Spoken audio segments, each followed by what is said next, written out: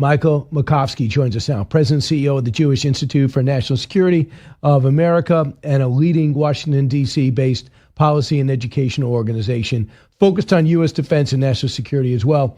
Michael, your thoughts about where we're at with the ceasefire that exists right now in Israel? Yeah, the one with Hezbollah? Yep. Yeah, look, I agree with you. Hezbollah's a cancer, as you just said. I think it's tenuous. The Israelis, were rather ambivalent about it. I think it was more about the way it was done, because it was kind of seen as the U.S. pressuring Israel to do it to facilitate U.S. Iranian talks, and the Israelis didn't want to concede to the Iranians that they could have any influence on this sector beyond what they have. Look, I think the only way that conflict is going to be really resolved, I think, is really if Iran is weakened, because if that regime in Tehran collapses, obviously then Hezbollah is pretty much finished. But until that happens, I think this thing's going to simmer. That's the problem with releasing the sanctions. So if you get rid of the sanctions relief in terms for air quotes, them getting rid of their nuclear program and deciding and pledging not to, they're going to get that money, and they've already shown what they do with money when they get it. They give it to these outlaw groups. 100%. And I agree. And it's also a problem with Tehran, because this regime is, I think, teetering in Tehran, and we can't take our a boot off their neck, so to speak. And we also, I think, need to make sure we recognize that the Iranian people are our major ally here. And if we give any economic relief to the Iranian regime, it will strengthen the regime and demoralize the people. Mm-hmm. And I think the ultimate verdict on this war is going to be whether the Iranian people rise up again against the regime. So we don't want to discourage that in any way. We don't want to do anything that provides an economic lifeline to this regime. So they did a poll, the Washington Post did a poll about U.S. Iran tensions. They said, who do you sympathize with when it comes to Israel and the Palestinians? 50-50. 50% sympathize with the Israelis, 50% sympathize with the Palestinians. I can't believe it. For the GOP, 81% are for Israel. For the Dems, only 25% are for Israel. So that's the new reality. It is. It's really upsetting. It's very upsetting. And I think on the left, which, as you point out, is overwhelmingly, it's moved a lot against Israel. I think it's part of a larger trend we're seeing on the left that's frankly just anti-American. And I think it's part of that as well. And I think that's a very disconcerting trend we have in the United States. For Gen Zers, 26% support Israel, 74% support the Palestinians. Absolutely. So it's I'll tell you what, when you see all those votes go for cutting off aid to the Israelis, you know that if a Democrat gets elected, Israel is going to have to almost fend for themselves. Right.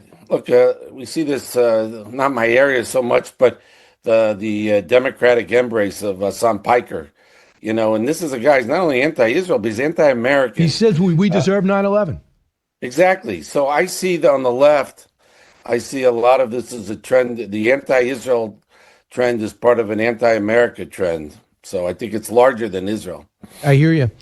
So, and by the way, a lot of people just aren't educated. They have no idea about the history of Israel. They have no idea our role in that. They have no idea the difference between a democracy and what the Palestinians are. They deserve their own homeland. Do they know what they've done when they had the opportunity to have a homeland? How many times they kicked it to the curb or ignored it or just focused on terror?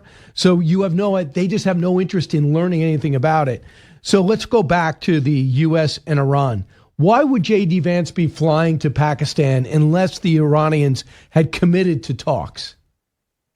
It's a good question. I don't know exactly. I think, there are mixed messages coming out of Iran. Obviously, they're saying now they're not sure. Don't forget the last time Vance went to Pakistan the other week, the Iranians were also playing games. So it's a little unclear if they're just trying to extract some concessions from the United States, but it would obviously be a big mistake for the Iranians not to embrace this opportunity. Because Michael, the ceasefire ends tomorrow. And if you don't Right. show up tonight, you're telling me you don't care if the ceasefire starts again. So we know what the Israelis know about every one of these men and where they live and who they are and where they travel to and the blocks they're on right now and the cars they drive. So if you want to go back to that's in the cards. Mohammed Baghdad Gabalaf is the speaker of the mostly show parliament that they have. He is now leading the negotiations, some say. Here's what he said yesterday, cut 3. Our dear people, the Strait is under the control of the Islamic Republic. Do you remember that they wanted to send minesweepers and clear the mines? Well, we stood firm against them and confronted them. We considered this a violation of the ceasefire, and we said that if we take this action, we will strike. We even went to the stage of clash, and they retreated. So they think they won. They are trying to tell their people this propaganda story. So they blocked the Strait. We blockaded the Strait. They shut it. So one way or another, nothing's getting in. And guess what? They're the ones who need the money, the revenue, the oil to go in and out. They're the ones who need the fertilizer to go in and out and iron to move. So they ultimately cannot hold out for long. Right. Not to mention the 40 days of bombing of almost 25,000 targets that Israel and the United States conducted. So they're in bad shape. The regime is in terrible shape. I don't think President Trump is going to make a bad deal. My own personal preference would be really no deal at all, really, because I don't trust anything the Iranians say. And so they might commit to something that to me it's meaningless. The ceasefire, they violated it immediately.